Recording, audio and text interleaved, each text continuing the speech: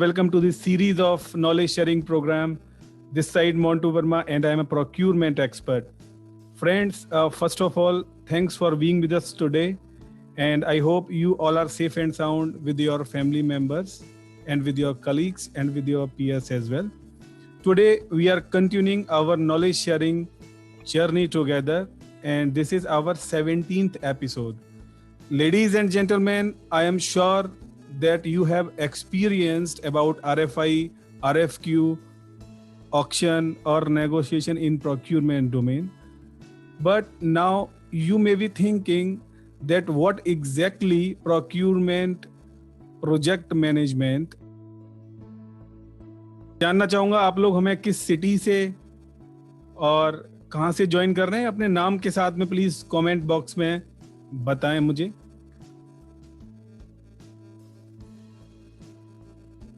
मितुल कुमार गुजरात से, welcome Mitul Kumar. And Ashwini Singh from Delhi, Sinha साहब as usual आप नोएडा से ज्वाइन कर रहे हैं। अतुल जी हमें ज्वाइन कर रहे हैं दिल्ली से,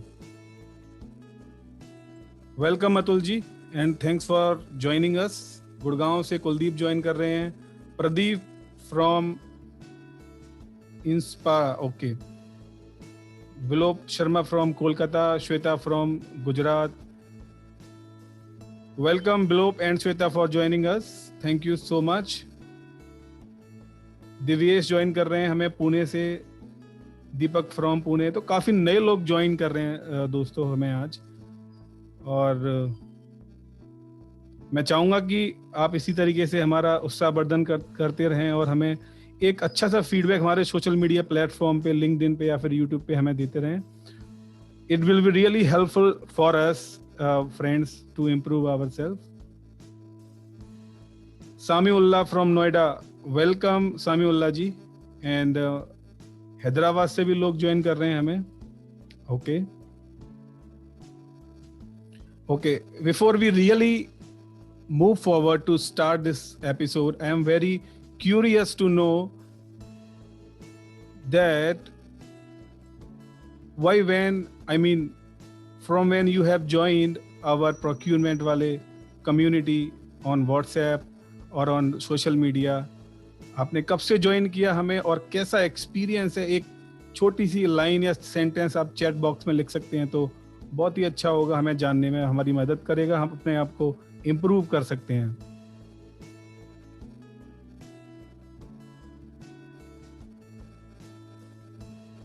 Okay, so with due respect to all of you participants, I want to move forward to start this session now.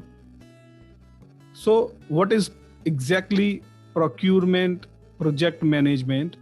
You all are aware that procurement has to run or support many different kind of projects in the organization. So to be best in class function, procurement has to initiate the project, creating the procurement plan, creating the core team with all internal stakeholders, finalizing the potential vendor and communicating responsibilities and update to all stakeholders in your company. So ladies and gentlemen, we are going to have a very insightful session and powerful session from Mr. Kaushal Kanpara, who will be sharing the insight on procurement project management.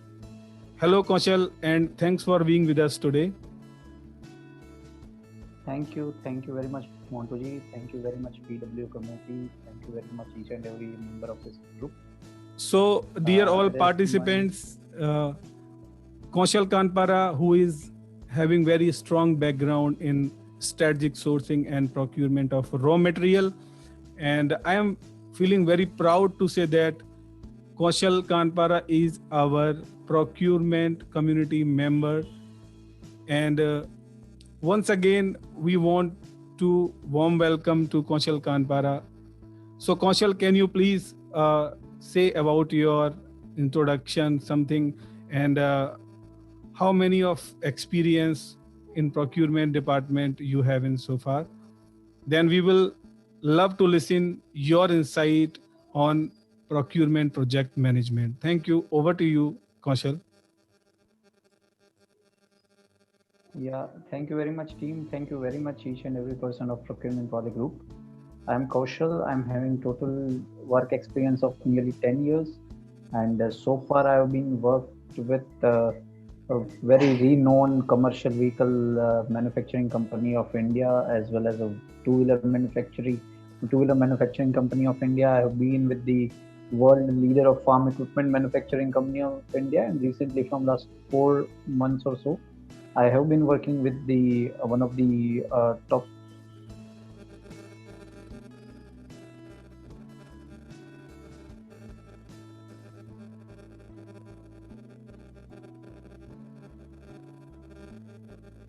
Kaushal, can you hear me? Yeah, I can. Thank Am you. I audible? Yes, you are audible. Yeah. Thank you very much, team. So as I said, I'm having total 10 years of experience, and so far I have worked in the commercial vehicle, two-wheeler manufacturing, farm equipment, as well as right now I'm working in public transport domain, or the, you can say, the modern mass transportation division or sector of the company. Regarding my journey with Procurement Wale, Monto approached me around 8 or 10 months back to become part of this group, and the journey has become quite fabulous. What I have noticed in the career of my 10 years, what happens due to less context we do have in the market, sometimes we miss plenty of opportunity in terms of knowledge, in terms of job opportunity, or in terms of growth path, or in terms of growth path, or even in terms of getting new or acquiring new skills and knowledge. So what I feel necessary with the commencement of such groups or commencement of such forum wherein we can share and exchange our thought, it helps us to grow as an individual, to grow as a professional. And what specialty in this group it is having, that all people are belong to the same group, same domain, same procurement, or same sourcing domain. So we know we can understand requirement of one another very well, and we can definitely work towards building a stronger community as a professional. So it's my third knowledge sharing session so far, and I hope that last two would also have added quite values towards your resume or towards your skill sets. I hope that even in this session as well, I will able to deliver you as per your expectations. And let us start with the session now. Uh, just one rule that even if you find any questions in the webinar, I won't be able to answer you at the moment. So your questions, your queries, and your suggestions and your doubts, everything is most welcome, but at the end of the presentation. So Monto, can you please help me out with the sharing the presentation? Sure, Kaushal. I am just going to share with you.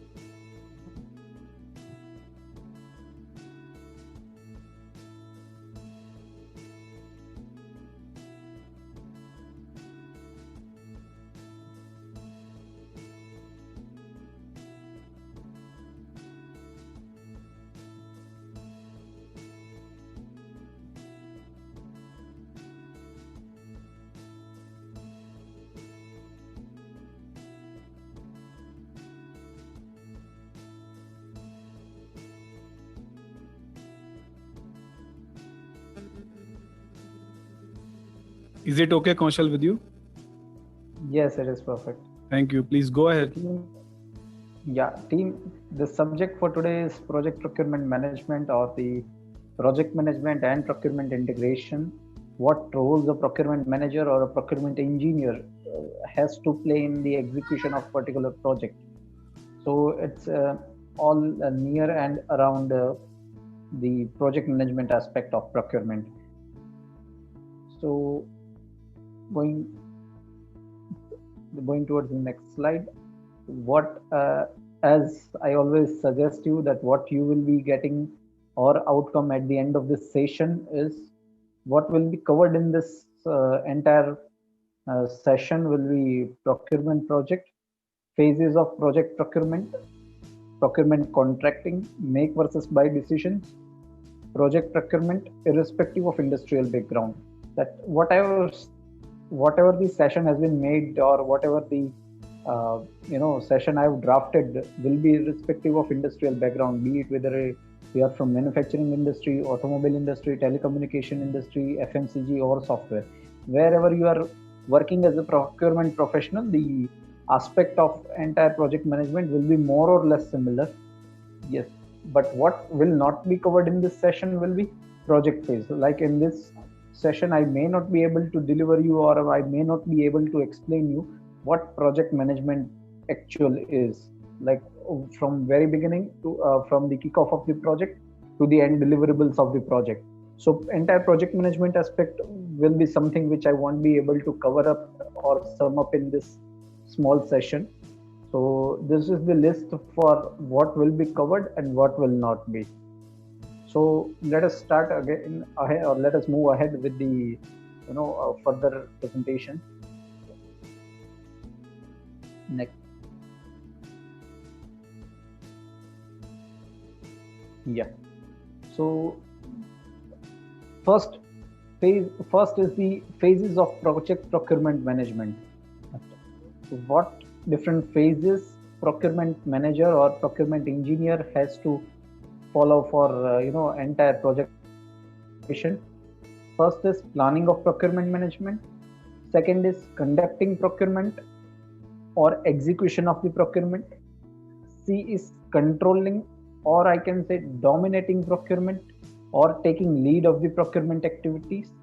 And D is the closure of procurement or the closure of procurement activity in terms of handing over to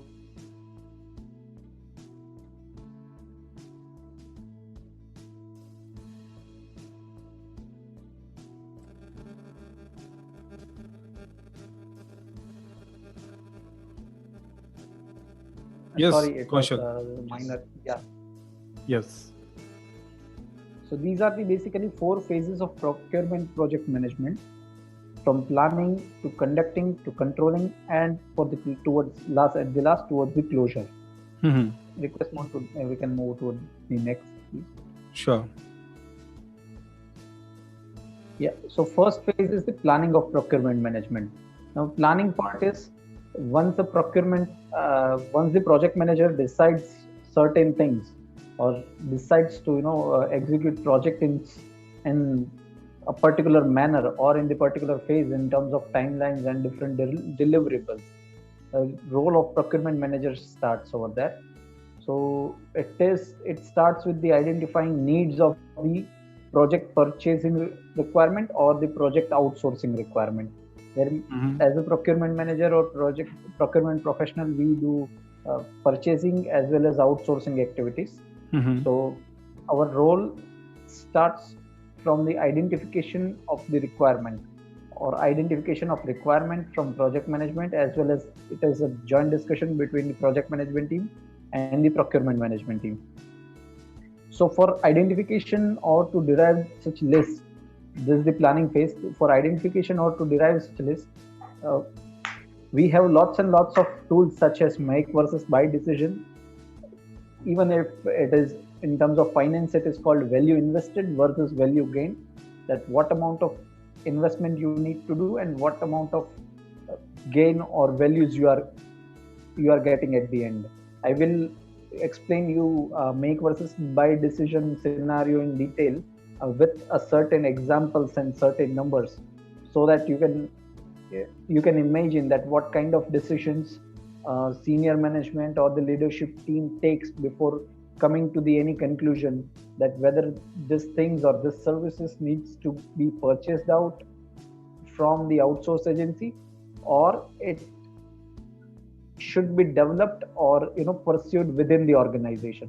So this activity is entirely called make versus buy decision, and let me tell you, it is quite big decision. It requires lots and lots of financial analysis, which I have not covered or sum up in detail. But yes, there are plenty of companies, even consulting firms, people are appointing, just to arriving at the make versus buy decisions, especially when the investments are quite huge. Technology needs to be upgraded or outsourced. In such cases, in while heavy investment or the large sum of money and large sum of activities involved, at that time people usually outsource the agency.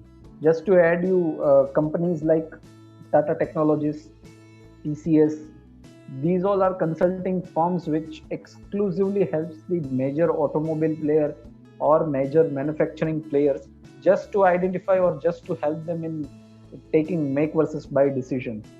So it in terms of number, it may sound that it's a quite easygoing job, and it is just a job of a simple you can say layman, or you can say normal clerical job in terms of calculation. But what happens when the investment amount and the uh, when the value addition task itself becomes bigger, at that time it requires in-depth financial knowledge as well as in-depth financial analysis. This is the one tool to take make versus buy decision. Apart from this make versus buy decision, there may be plenty of time agenda of know-how versus pay and forgot. Now, what is know-how? The skill set or the certain domain of skills where with the usage of those, company has those business secrets due to which it stands, right? Just to give you an example is, let us assume Hero MotoCorp being a two-wheeler market leader in terms of two-wheeler manufacturing. Now, what drives their entire, leadership position is their cost-effective as well as fuel-efficient vehicles. So, fuel efficiency is something which is inherent know-how of Hero MotoCorp. You must be aware, like other two-wheeler players are even struggling, at delivering vehicles at 60 kilometers per liter mileage. At the same time, Hero is in the same segment offering you 80, 90 or 100 kilometers per liter mileage. So it is their technical know-how due to what company stands, due to what company is having their core values. So this is called something that technological know-how or the system know-how or the engineering know-how. Those are the areas upon which company never compromise in terms of sharing the know-hows, or to basically it is to open the books of their technology or their finance. So this is the area wherein company remains always full of secrets, full of their sorry full of secrets, as well as full of they maintain the integrity and they maintain the protective shield in terms of data sharing in these areas. So at that time, what company usually prefers is to make or to keep those data, to keep all those engineering skills at their end, and they never does any such skills for outsourcing. Even in terms of money, they do have some they may have some lose some money or to lose some profitability. They never goes and share such skills and know-how with the market. Many of times what happens, you don't need to have brain to execute certain tasks. You just need hands to execute certain tasks. At that time, company usually use the pay and forget. Like if at all any job work or the normal turning work or the normal shaping, milling, or normal manufacturing work which is to be executed, at that time people or the companies usually tends to follow pay and forget principle. Now, as I said, let us try to understand how to take make versus buy decision. I have tried to sum up this entire activity in very small formula, wherein what we will decide is what amount of investment I need to do to execute certain task within the organization versus at what cost I am getting the task done outside of the organization. And how do I compare both these scenarios? Let us go through this example. One is, suppose any particular cost or task is there upon which outsourcing per day amount is, let us say, 1000 rupees per task. Okay, if now I want to make this task happen within my organization or within the company boundaries, so in those scenarios I may require certain infrastructure, maybe in terms of machines, equipment, manufacturing facilities, or maybe investment in the intellectual properties, or maybe design and development. Suppose those capital investments sum up at 80,000 rupees. Now I am having two scenarios: whether do I need to invest 80,000 rupees and then to start working in house, or should I go outside and simply pay someone 1000 rupees and get the task done as per my requirement? So how to compare both the scenarios? Now, apart from the investment, if I make certain investment to execute the task, again I need to avoid some operational cost. Let us suppose that operation, apart from investment of 80,000,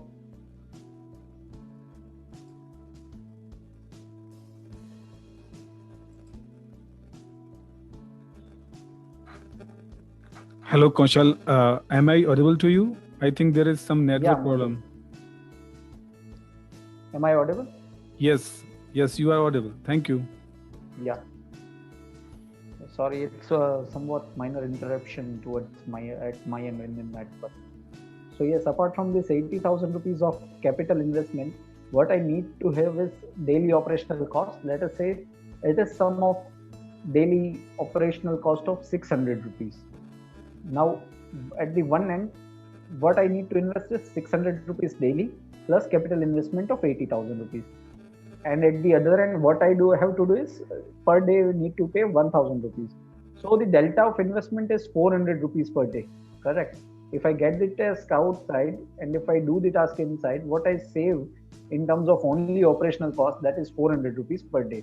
Now with the 400 rupees per day, how many days do I need to build the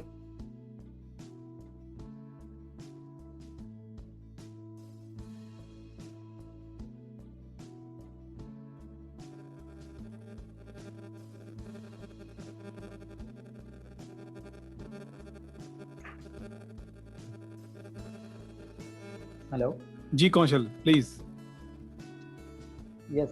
Now with the delta of 400 rupees, the question is, in how many days I will be able to build the capital amount or the capital investment amount.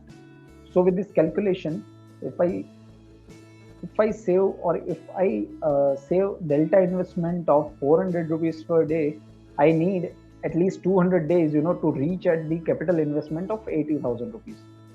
So the answer is, I require 200 days to cover up the sum or capital of 80,000 rupees. Now if 200 days, that is the decision making as on date. Suppose this 200 days becomes suppose 5 to 10 years. At that time, the capital investment which you are doing may not be advisable, because after 5 or 10 years, the certain technology or the certain sequence of operation may get obsolete. You have to maybe upgrade as per the market requirement, or the investment is investment amount or in investment duration ranges up to 5 to 10 years. At those times it is not advisable to invest capital amount and to get those tasks done at our end. Since this 200 days or 100 days is quite small numbers, so we can definitely advise or indicate the organization towards building this facility within the in-house. So this one important thing to be remembered over here is, what I have not considered here is, just to make calculation simple, or to make people understand, is this 200 even after the 200 days I will reach at the capital investment of 80,000 rupees. But what happens along with the time, there is accumulation in the some interest as well. So the interest portion may lead to 210 days or 220 days as well. So this is the delta which I have not calculated over here, but yes, the additional interest amount or the interest cost, it is also should be considered as a financial planner or as a purchasing planner in any individual in any individual project study or whatever the study make versus buy decisions you usually take. So this is the simple example upon which I have tried to uh, make you understand that how make versus buy decisions are being taken. Uh, this is the simple most example I have taken. There may happen that apart from capital investment, you need to have certain upgradation or technology upgradation investment as well in plenty of time, or the maintenance investment may also be there, wherein IT equipment or these. Or the modern equipments wherein you need to have some maintenance or the security protocols. At those times, the capital investment varies along with the time. So the interest, time, and when the capital investment is not one time, it is in the phase manner. At those times, this entire study becomes big with the many of factors involved. At that time, this is not only just up to simple figures. At that time what's all becomes a part of financial analytics. And as I said, giant companies like Tata Technologies and the other outsourcing like Accenture or maybe Wipro as well, those are the companies who are helping to help such giants in taking decision whether to be go ahead with the make decision or the buy decision. So this is the all the planning, procurement, management. After this make and buy decisions or the know-how versus pay and forget, you do have or once one do have certain list of items or certain list of requirement that what needs to be procured or what needs to be outsourced. Montaji, next. Ji Kaushal ji.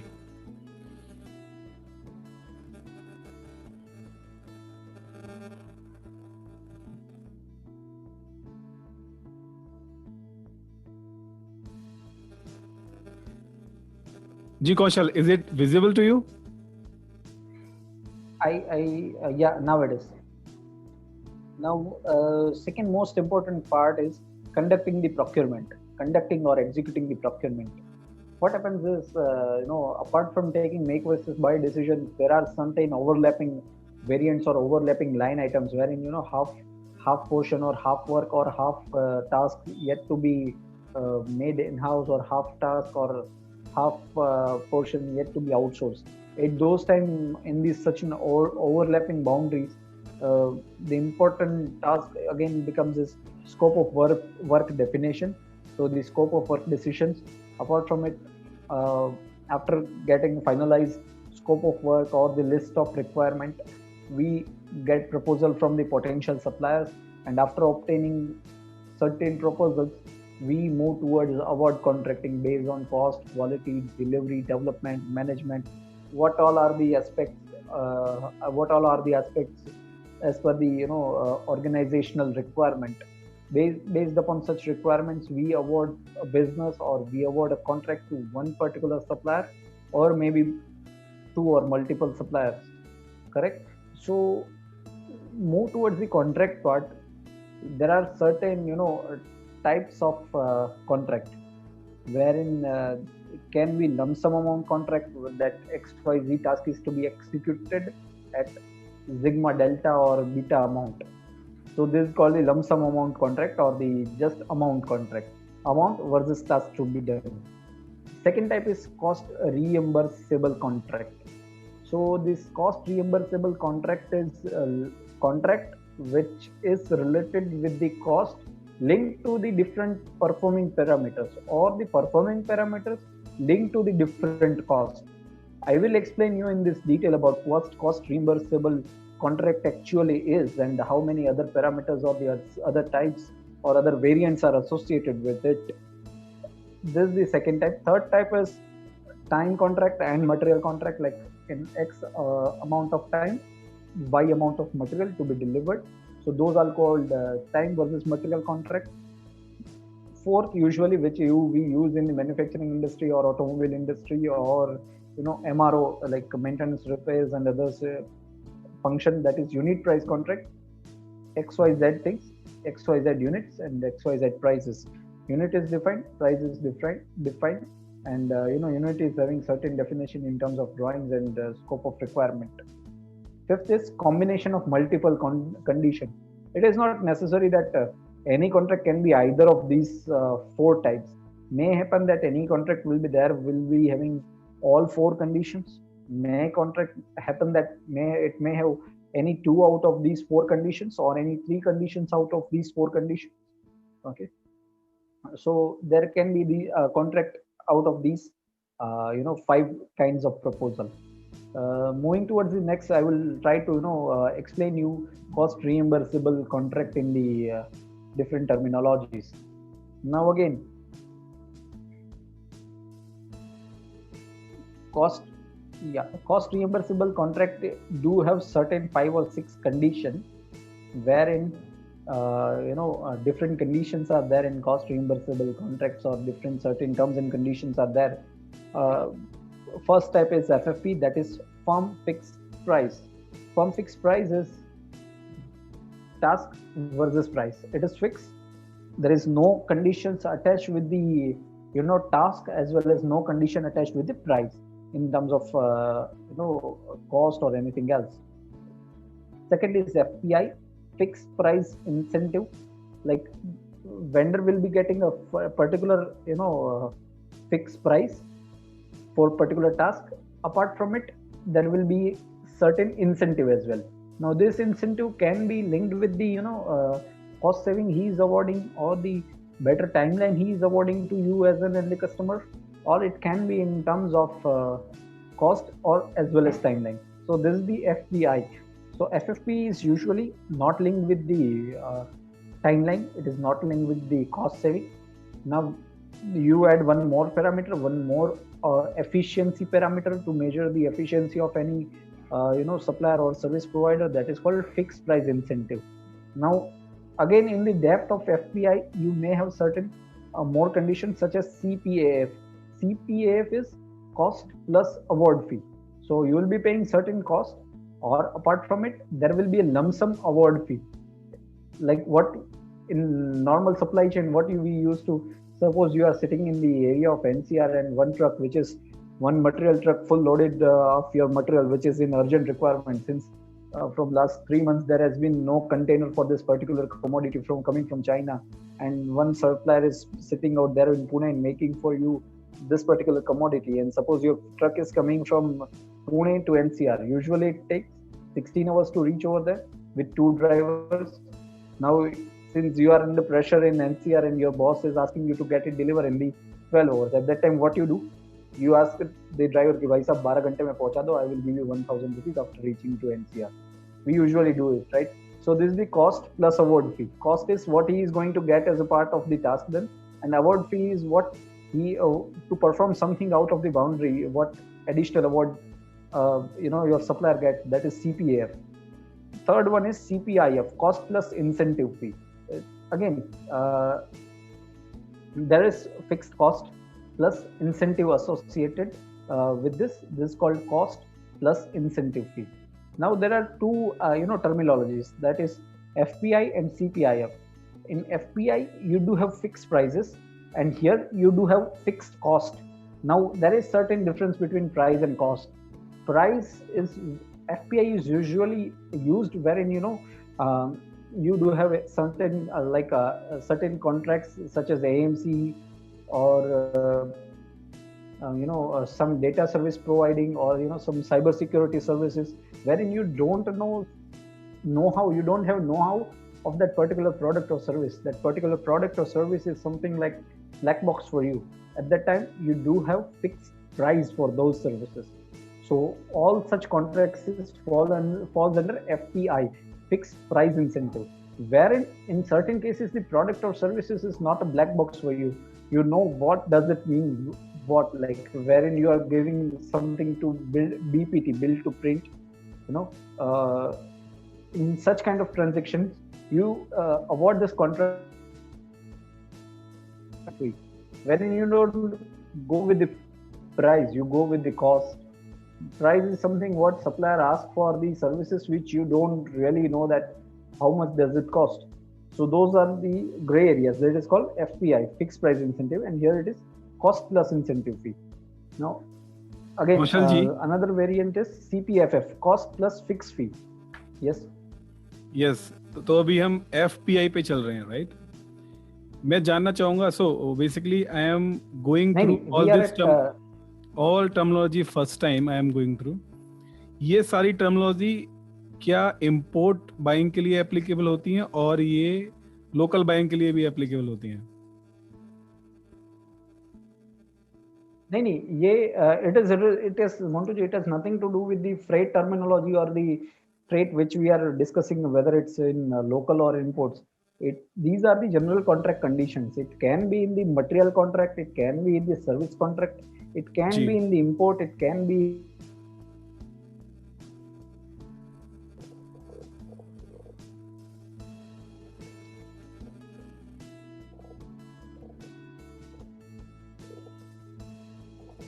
There is some disturbance with your connection, Kaushal.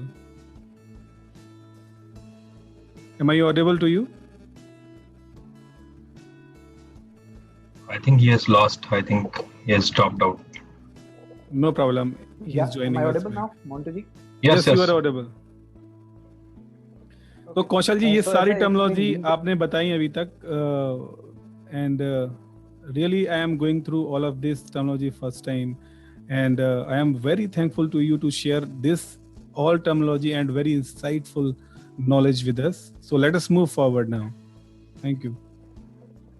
Yeah, so Montu ji, as I explained, these are the terminologies which is irrespective of the industrial background or irrespective of services or the products you are purchasing. These are the usual conditions which are linked with the contract condition. It can be within the country, within the continent, or within or outside the country as well. So to answer your question,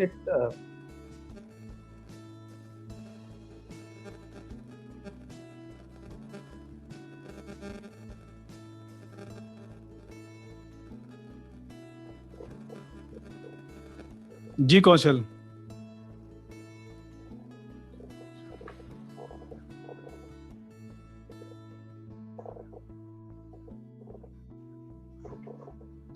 Montu, this is used for internal mechanism, and anybody can use these terminologies. These are the commonly used. Generally, organization have their own names against each and everything, but this is very commonly used terminologies. Yes, correct, Sinha ji.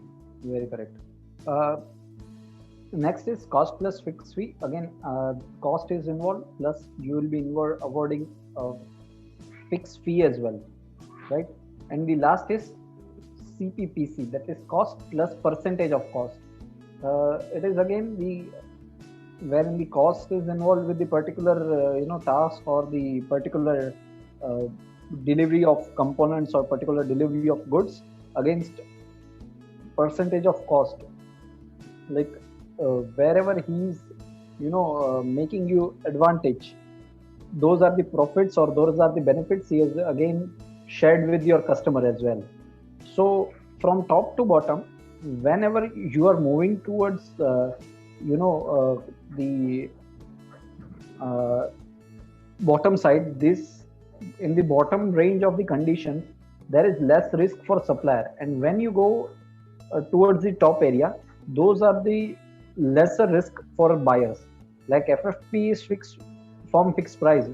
In those conditions, contract cannot be changed, or there are very less chances for a supplier to manipulate this contractor going further, or to add certain conditions, or to add certain clauses to it, or in short, they cannot add or manipulate the prices.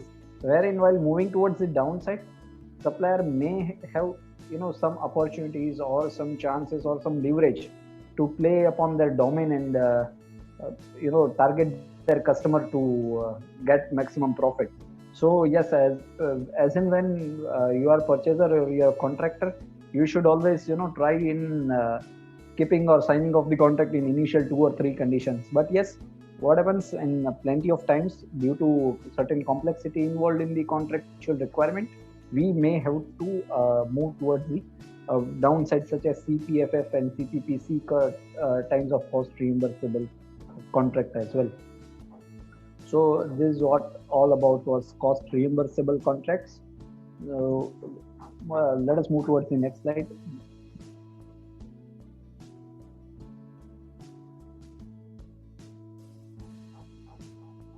Yeah, this is the controlling of procurement. Now, whenever you are, working as a procurement professional or you are reporting to project manager in terms of procurement deliverables, you have to ensure deliveries from supplier or the service provider as per project requirement. There may be certain challenges or arguments may happen with the suppliers plenty of time. At those times, you have to align project management team as well as suppliers as well, wherein your customer demands or project management team demands something different and supplier is ready to provide something different. At that time, you need to work or align as a communication channel between both the parties, and wherever required, you can have some constructive changes which will be beneficial to both of the side, or at least in the best interest of the project or the final project outcome. And yes, whenever in spite of working as a constructive change engagement manager or to whenever you try to build the certain things on your best positive domain, when the things are not working well and either of the supplier or your project management team you are not able to align, or if you feel that supplier is crossing certain boundaries or violating certain contract conditions, at the time, as a procurement controller or as a procurement accountable person, you should get into legal aspects of those contracts as well. So yes, legal area or the legal aspect is no more stranger for a procurement engineer or procurement manager.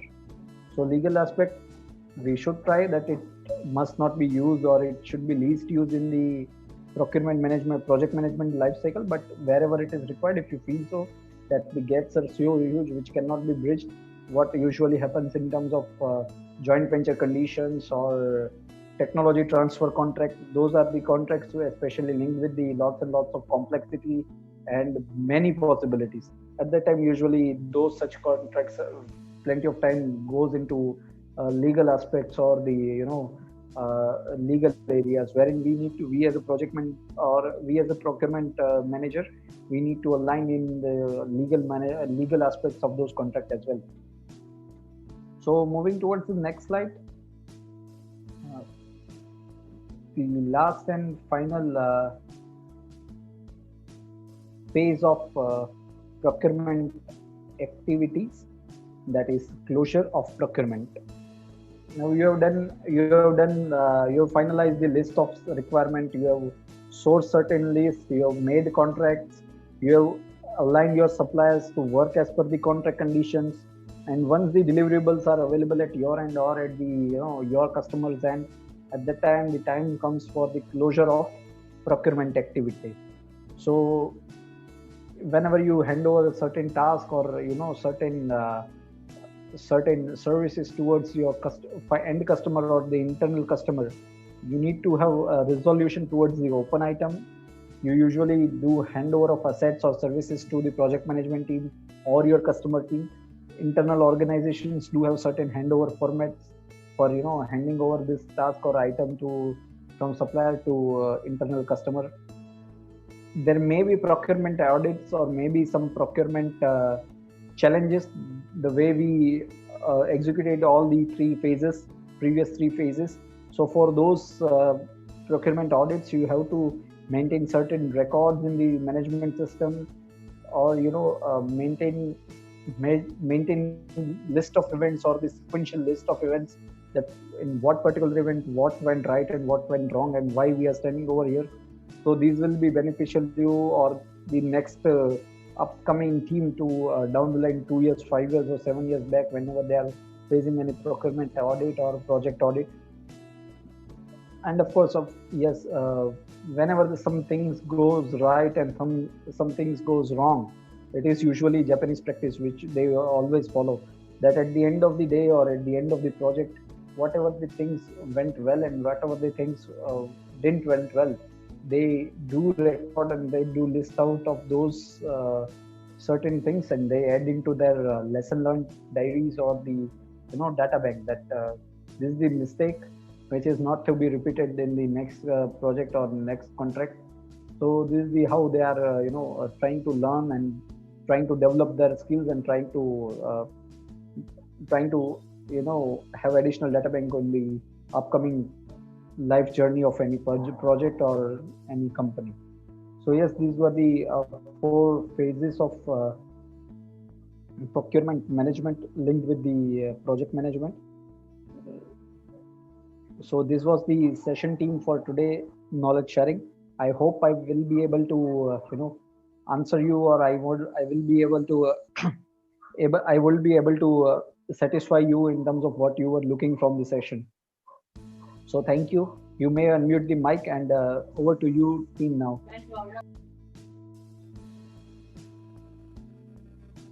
Thank you so much, Kaushal, for providing us your insightful knowledge on procurement management, project management in procurement. Now, I would like to invite our listeners or our participant to ask any question regarding this session. Thank you so much.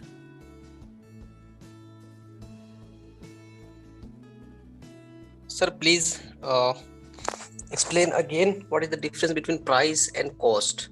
That's what you explained in the lecture. Kaushal, before you really answer this question, so dear asker, can you please introduce yourself in our community, who you are and from where you are joining us? Sir, I am Mohammad Samiullah. I am joining from Noida. Great. Yes, Kaushal. Yes, Mohammed, can you please repeat your question, because I was not linked in between, so it will be. Sir, please explain the difference between price and cost. What you have already, I think we have discussed in the class. You have discussed in the class.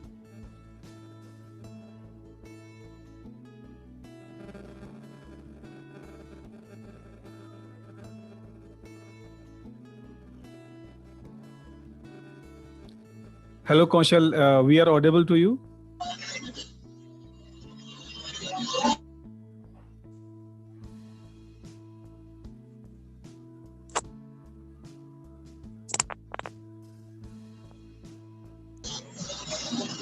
Kaushal, can you hear me? Kindly confirm. Yes, Montu. Now I can hear you. Yes. What was the question from Mohammed? Can you please repeat? Yes. Please repeat your question, Mr. Mohammed. Sir, please explain the difference between price and cost. What you already actually discussed in the class, but I really did not get it properly. That's why, please explain again. What you would like to explain? What you would like to explain, Mohammed, again? Sir, you discussed the difference between price and cost in right. the okay. Yes. Okay. That's what I understood. Now, Mohammed, I will explain you with the very simple term. Okay. Suppose you are comparing iPhone 11 versus iPhone 12, right? Now, based on the feature of iPhone 11 and iPhone 12 feature comparison, you may not be able to, decide cost difference between both the phones, correct? Because it's not our know-how. So this is at that time the price is that which is forcing you to make decision. So suppose iPhone 11 cost you 1,10,000 rupees and iPhone 12 cost you 1,25,000 rupees. So 15,000 rupees of difference is price for you, not cost. This is the first example. This is the price. Now at the same time, second thing is, let us move towards the M6 fastener and M10 fastener. suppose a M6 fastener cost you 60 paisa. At that time, you can imagine that M8 fastener will cost you somewhere around 75 or 80 paisa. So this is the cost wherein you can, imagine in terms of the technology involved, or the material cost involved, or the process cost involved. So at that time, what you are estimating or what you are deriving, that is cost, wherein you don't have any know-how, or there are certain investment in terms of R&D or intellectual properties or brand value associated with it, it becomes prices for us. Is it okay? Okay. Thank you. Yeah. मैं इसको further add on करता हूँ कौशल. Please, Sinai. Basically cost क्या होता है कि जिस चीज को आप इनकर्ड करते हो, मतलब आप जिस चीज को इनकर्ड करते हो आप उसको कॉस्ट बोलते हो. बहुत सिंप्लीफाइड मैनर में बता रहा हूँ. और प्राइस वो होता है जिस चीज को आप बाई करते हो. दोनों में लार्जली डिफरेंस यही होता है. बहुत माइनर सा डिफरेंस है, बट अगर आप अगर आप इन दोनों की टर्मिनोलॉजी को समझोगे तो आप ऐसे बोलते हो कि मेरी कॉस्ट ये है. अगर कल को आपको कोई पूछे तो आप देखो, आप बोलते हो ना आपकी CTC ये है, cost to company. That means you are defining your cost. But अगर आप कोई चीज बाई कर रहे हो तो वो प्राइस में कन्वर्ट हो जाती है. Yes. Thank you. Ji.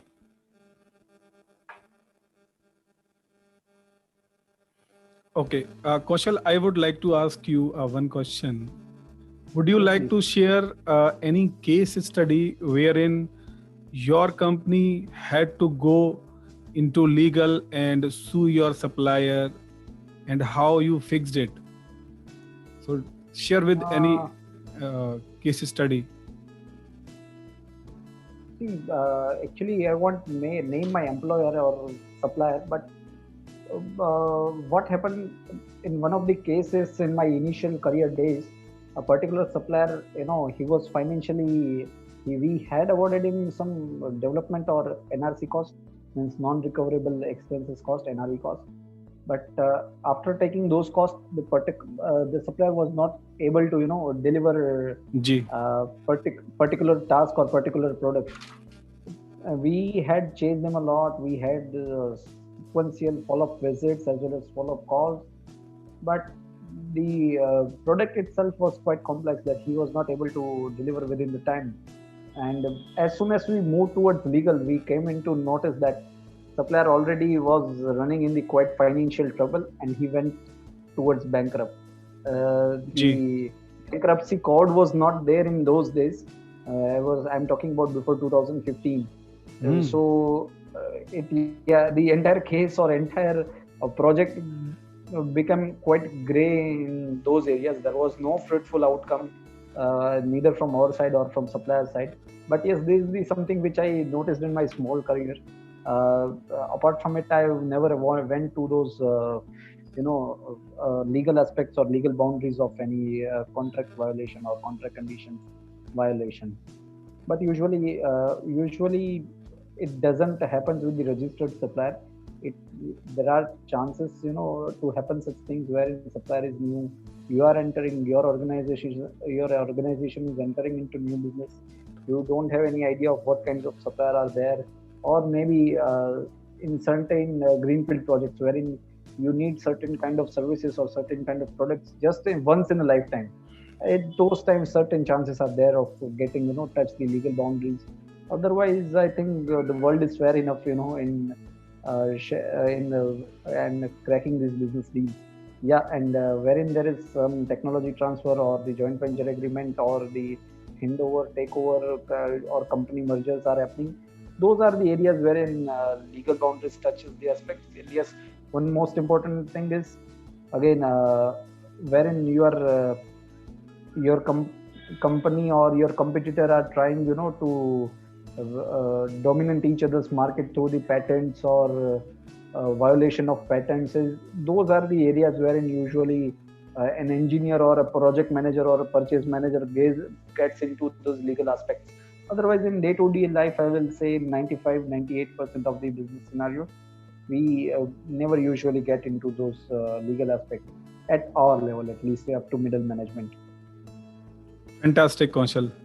So at least for me, the biggest took away from this session is, generally हम लोग बात करते हैं cost saving की, RFQ, RFI, auction, negotiation, but हम रिस्क मैनेजमेंट पे बहुत कम ध्यान देते हैं. So I would like to ask in my procurement fraternity or family to deliver a session on a risk management subject.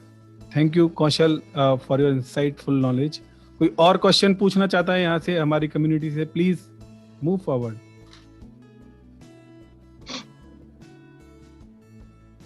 Montu, मैं एक ही चीज सजेस्ट करूंगा कि हमें एक risk mitigation, contract risk mitigation के ऊपर भी एक लर्निंग सेशन रखना चाहिए. यस, बट उसके लिए मैं तो राइट पर्सन नहीं हूँ, क्योंकि इतना डिटेल मुझे नहीं पता. बट आई बिलीव कि देयर आर फ्यू पीपल जिनको पता होगा. If they can come forward and plan for the session, so that will be very good. And secondly हम एक इस फर्दर प्रोक्यूरमेंट वाले प्लेटफॉर्म को ऑप्टिमाइज करना चाहते हैं, और हम चाहते हैं कि इसको एक ऐसा प्लेटफॉर्म बनाया जाए जहाँ पे हम अपने सप्लायर्स का और वेंडर्स का एक ट्रू फीडबैक शेयर कर सकें, be it a good experience or feedback, or be it a bad experience or feedback. उससे what we will have in terms of benefit, we will have the fair idea who is providing the best services or product in the market.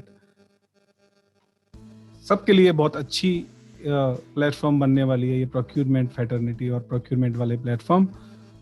तो दोस्तों कुछ और पूछना चाहेंगे? जी hello. जी जी, can you? Hello. Yes, you are audible. Hi everyone. This is Bhavna Shah. I think this is the first time I am joining this session. And let me just give you a brief introduction about me. I am a senior procurement professional and having 24 years of experience in this domain. And I work with different industries: textile, pharma, manufacturing. And recently I have finished my project management professional certification also. So really it is very, very helpful to all procurement professional, because one of the main group is procurement in that out of 10 knowledge areas.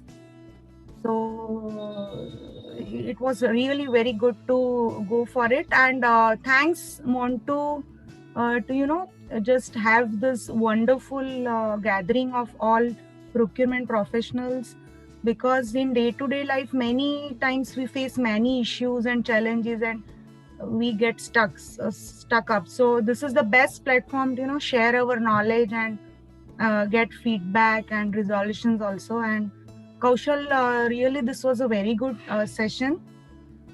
And I just wanted to add to what Kaushal told about the fixed price, incentive, and different type of contracts. So see, basically being a Montu, we have 2-3 minutes time, if you allow me to say something. Yes, you're most welcome. Yeah.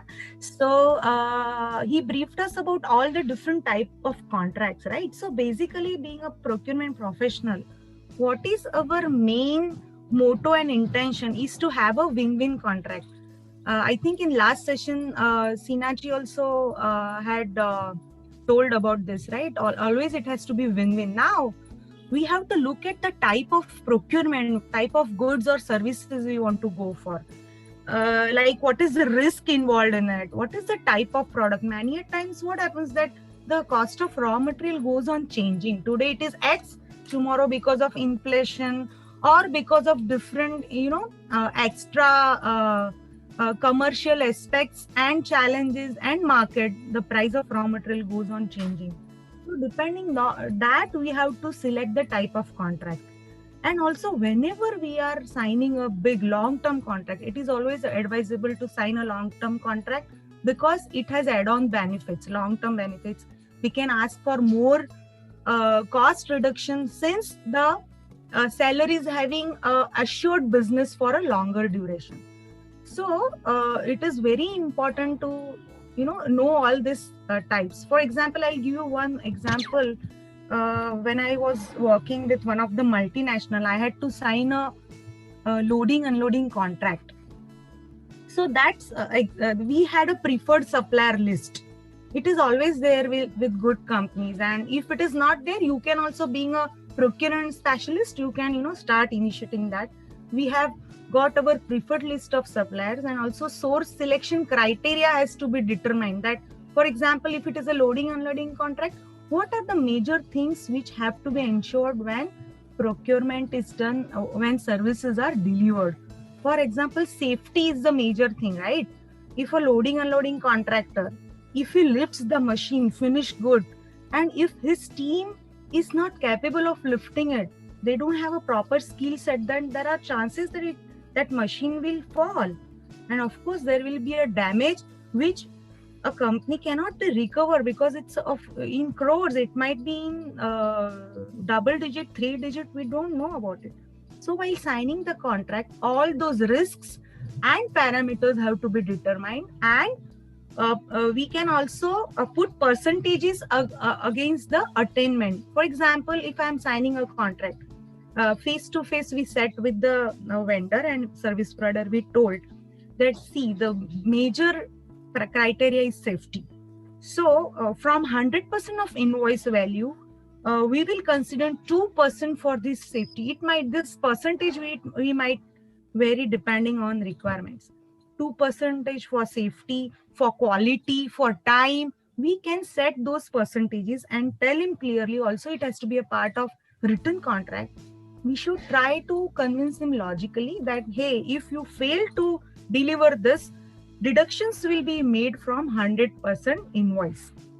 And also year-over-year market benchmarking and supplier evaluation is very important. As recently someone asked about this question, right? What if Kaushal, I think you only shared one incident wherein supplier went into bankruptcy, right? So Correct. supplier evaluation is very, very important. Every year, either you should visit the supplier site, or you should have sessions with them, or means offline also you should have a platform, a format wherein a process wherein we can evaluate that supplier, that this is their financial this thing, strength, different strengths we can consider, quality, delivery, we have to rate them.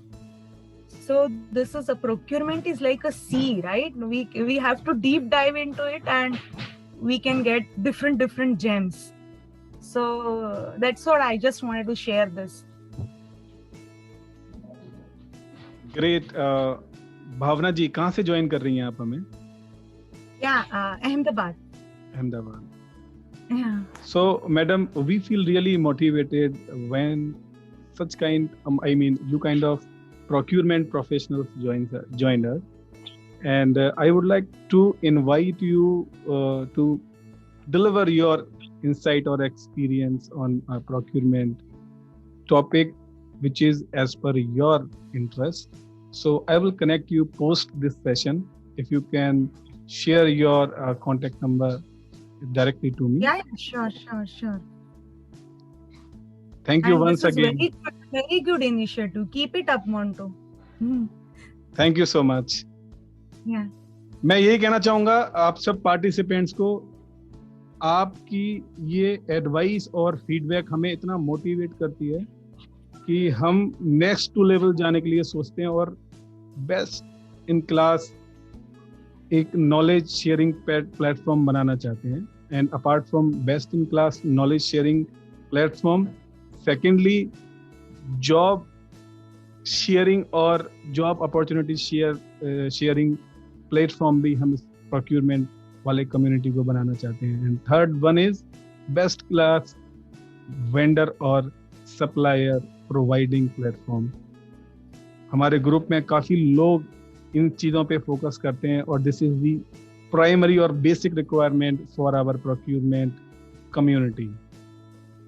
दोस्तों, और कोई question आज से session के related, तो please don't be stranger, feel free to ask any kind of question. That is the reason we are gathering here.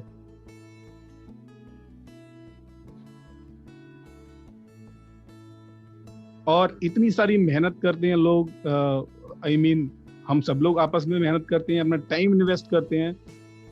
तो मैं यही कहना चाहूँगा कि क्यों ना इस प्लेटफॉर्म को एक वर्ल्ड क्लास प्लेटफॉर्म बनाया जाए, और उसका जरिया सिर्फ और एक ही जरिया है, जो कि है आप हमारे प्रोक्यूरमेंट वाले कम्युनिटी, लिंक्डइन पे हम लोग अवेलेबल हैं, हम लोग यूट्यूब पे अवेलेबल हैं, वहाँ से आप लोग अपना फीडबैक भर के दीजिए, भर के हमें लाइक कीजिए और लोगों के साथ में भर के शेयर कीजिए। मोंटू, एक पॉइंट है यहाँ पे जी। First of all many thanks to Kaushal for sharing this information. कुछ चीजें मैं भी भूल गया था। Certainly, you have brushed up some of the last domain knowledge. हम क्यों ना एक डेमो सेशन रखें जिसके अंदर हम कॉन्ट्रैक्ट नेगोशिएशन के अंदर कुछ लोग बायर बने और कुछ लोग सप्लायर बने और एक बंदा ऑब्जर्वर बने। This will only help कि what kind of a negotiation is going on, how it will be changes between time and ending point. और इसको करके देखते हैं, maybe there is a lot of young people, even I have to be learn lot of things from here. तो इसको एक बार ऐसा करके देखते हैं और probably मुझे लगता है कि हम काफी कुछ इससे गेन करेंगे, अपनी नॉलेज को भी, नॉलेज ब्रश अप को भी, और एंड रिजल्ट भी जो है ऑब्जर्वर विल टेल अस कि क्या सही है क्या गलत है। 100% Sinha Saab, and we will have discussion post this session. I would like to have your deep insight yes, on this idea. मैं इसको लीड कर लूंगा, मैं इसको लीड कर लेता हूँ, मैं इसका डिटेल बना के आपको शेयर करता हूँ, then we will have this after 2 weeks or 3 weeks.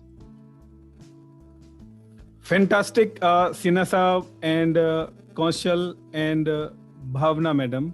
Before we really move towards to close this session, please share your contact detail, Kaushal, to our listeners so that they can connect with you in case they have any query or any question regarding this subject, procurement project. Okay, I will share the session note and recording of this session on social media like LinkedIn and YouTube, Facebook as well. Kaushal, thank you so much once again for joining us today, and the out of box insights you have delivered to us. Wow, it is really very enjoyable session. At least for me, it is really new topic and I have learned a lot from this session. Hope you enjoyed today's session, and in case you have any suggestion or feedback for us, please feel free to write on our LinkedIn page or YouTube channel. Thank you once again for connecting with us. Stay tuned.